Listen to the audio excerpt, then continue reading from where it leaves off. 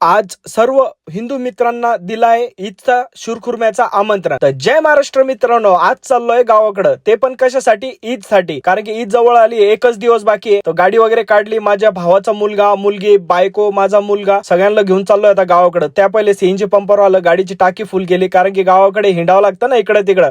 मित्रांना आमंत्रण वगैरे पण द्यायचंय.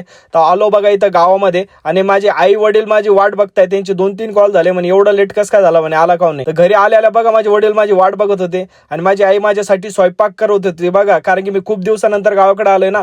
तर बघा मस्त माझे मुलं वगैरे, माझे भावाचे मुलगा वगैरे सगळे जेवण करताय. माझी आजी बसलेली आहे. मी पण बघून एकदम खुश झालो. तर बघा माझा मुलगा पण किती खुश आहे आजीला भेटून. आणि आता मी काय माहितीये का, आता चाललोय माझ्या मित्राकडे. कशासाठी? ईदचं आमंत्रण द्यायचं आहे. ईदचं आमंत्रण हे शिरखुर्मा वगैरे फराळचं वगैरे खायला. तर मित्राला म्हटलं जरा आता कसं आहे, तू तुझ्या जे बी कॉन्टॅक्टचे त्यांना पण बोलव, आणि मी माझ्या कॉन्टॅक्टचे त्यांना बोलवतो. गावातले सगळ्यांना आमंत्रण दिलं, आणि माझा मित्र पण किती खुश आहे. त्याला सांगितलं ईदच्या दिवशी दिवसभर माझ्या सोबत राहायचं.